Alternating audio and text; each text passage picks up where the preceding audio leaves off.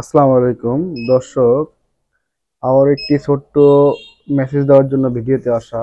আপনারা দেখ বাজারে এখন যে আইপিএস গুলো আসলে বিক্রি হয়, দেখতে পাচ্ছেন রহিমা ফিরোজের আইপিএস গুলো বেশি বিক্রি হইতো এক সময়, এখনো হয়।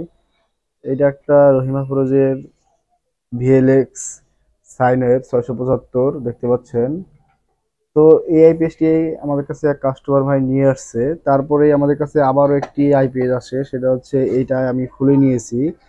তো আসলে দুইটা আইপিএস এর সমস্যা হচ্ছে যে এরকম করে বাতিটা দেখেন, ব্যাটারি লাইনটা আমি সার্কিটটা খুলে নিয়েছি, যে ব্যাটারির সাথে কানেকশন করে আমি কাজের সুবিধার্থে আমি এখানে লাইন করে নিয়েছি। এই যে এভাবে লাইন দিয়ে আসলে সার্কিটটা চেক দিচ্ছিলাম যে আসলে কি সমস্যা, কিভাবে সলভ করা যায়, এই যে কাজের সুবিধার জন্য আমি আসলে খুলে নিয়েছি।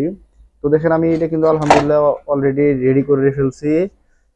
তো এটা দেখেন আইপিএস ইউপিএস মোডে অন হয়ে আছে, আর এটার একই সমস্যা। এটা আসলে আমি খুলে নিয়েছি। আসলে এই দেখেন, আপনাদেরকে একটু ভাবলাম যে একটু ছোট একটা মেসেজ দেই। দেখেন এটা একটু আইপিএস সুইচটা খুলে নিয়েছে, দেখেন আইপিএস সুইচ অফ অফ অবস্থায় আছে।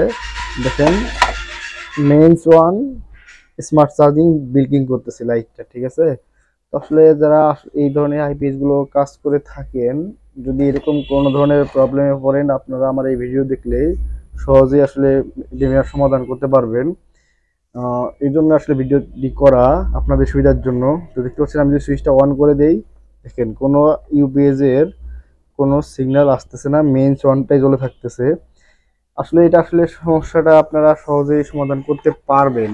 ছোট্ট একটি কাজ, কিন্তু না জানলে না বুঝলে আসলে কিন্তু কাজটা সমাধান করা যায় না। তো আসলে এখানে এসি ইনপুট পাওয়া আছে, মানে ব্যাটারি লাইন দেওয়ার সাথে সাথে এটার সমস্যা হচ্ছে যে এখানে যে এসি সিগন্যালের যে ইনপুটটা আসলে ওখানে একটা সেন্স পাচ্ছে এই সার্কিটের এসির এই প্রোগ্রাম আইসিটাতে।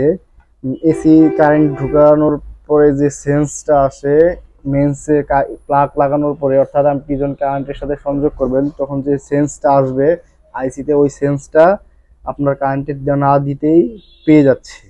আসলে এটার সমাধান করতে গেলে আপনাদেরকে যে কাজটা করতে হবে সেটা হচ্ছে আপনাদেরকে এরকম মিটার নেবেন। এরকম করে আপনি মিটারের নেগেটিভের প্রান্তে মিটারে এটা লাগাবেন, লাগানোর পরে পজিটিভ যে প্রান্ত আছে মিটারের আপনারা ডিসিতে সিলেক্ট করে রাখবেন। এই দেখতে পাচ্ছেন আমি ডিসিতে সিলেক্ট করে রাখছি। আপনারা আগে সবার আগে মাপবেন যে এখানে সিগন্যালটা ঢুকছে কোথায়। এই দেখেন এই যে একটা লাইন আছে এখানে, আপনারা দেখেন সার্কিটটা এইভাবে উল্টে নিছি। তো এই যে এখান থেকে এই যে পিসি 817 থেকে যে সিগন্যাল হয়ে আসছে, এই যে এই লাইনটা দেখেন, এই যে এখানে যদি আপনারা ধরেন এইভাবে ধরার পর দেখবেন যে মিটারে দেখেন এই যে এখানে আপনার পাস পাচ্ছেন, দেখেন একটা শো করছে। এটা শো করবে না, অর্থাৎ এখান থেকে এই সিগন্যালটা থেকে এখানে এই ভিআরে একটা নিছে, এখান থেকে এইখানে আরেকটা সিগন্যাল এই পাশে নিয়ে নিছে। হ্যাঁ, দুটা রেজিস্ট্যান্স দিয়ে এই দেখেন এখানে আপনাদেরকে দেখাই। এই দেখেন এখানে রেজিস্ট্যান্স থেকে আসলে সিগন্যাল নিয়ে নিছে। তো আপনারা সবার আগে এই এই ভিআরটা চেঞ্জ করবেন।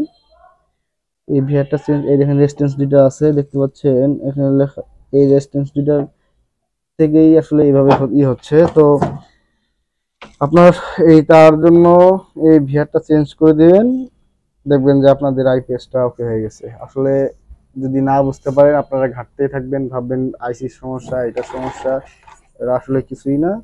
এই ভিআরটা চেঞ্জ করতে হবে, তাহলে এই সমস্যার সমাধান হয়ে যাবে।